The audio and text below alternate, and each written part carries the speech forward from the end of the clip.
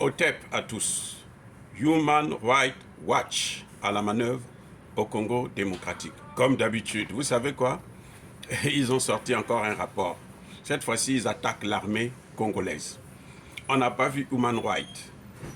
Lorsque l'armée rwandaise, avec ses supplétifs M23, ont occupé la ville de Bunagana. Maintenant que l'armée congolaise veut récupérer le terrain, eh bien, qu'est-ce qui se passe?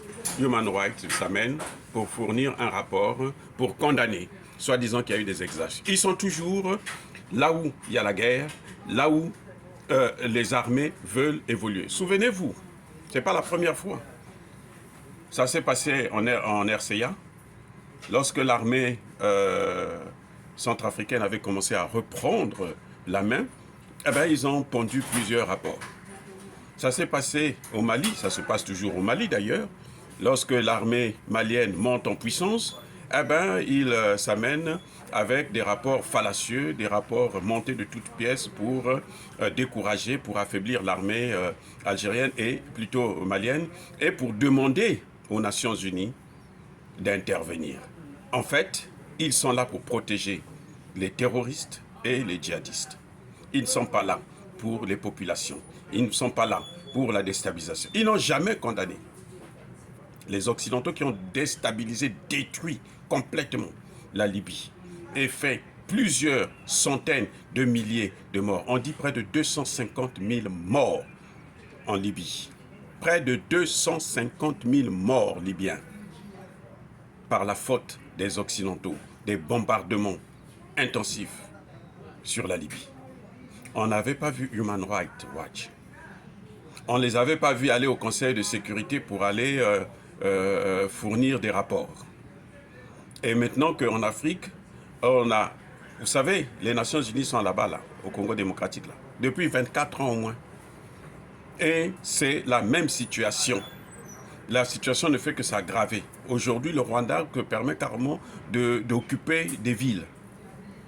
Et là, quand c'est comme ça, Human Rights est dans son coin, puisqu'ils sont avec eux. Comment ces gens-là se retrouvent toujours dans le lieu de guerre et là où l'armée nationale, l'armée régulière est en train de monter en puissance? Si vous voyez comme ça, c'est que la situation est inquiétante pour ces Rwandais et pour ces combattants du M23. Eh oui, c'est ça, c'est comme ça qu'on arrive à reconnaître. Et ça montre aussi la complicité des Nations Unies, parce que là, ils sont en train de demander le renfort des Nations Unies. Puisque, vous savez quoi, les Nations Unies, là, ils sont appelés à quitter le territoire. C'est Tshisekedi qui essaie de freiner un peu pour gagner un peu plus du temps. Mais sinon, s'il n'y avait que la jeunesse, la population congolaise, les Nations Unies devaient quitter. Ils sont là depuis 24 ans. 24 ans. Ils n'ont rien fait de bon, ils n'ont fait que détruire le tissu social, la cohésion sociale, la paix et la stabilité du pays. Et quand c'est comme ça, les Occidentaux en profitent pour piller le pays sévèrement. Dire cela, c'est inciter à la haine ou à la violence? Non. Le Congo est un État souverain et son territoire doit être assuré, appartenir aux Congolais, rien que aux Congolais. Je persiste et je signe, soyez bénis par le Dieu de Kémit. Et que tous ceux qui persécutent le continent africain, et les Africains, notamment les panafricanistes, tous ceux qui pillent les matières premières africaines, qu'ils soient écrasés, punis, maudits par le Dieu de Kémit et par nos ancêtres angélisés. J'ai dit et j'assume.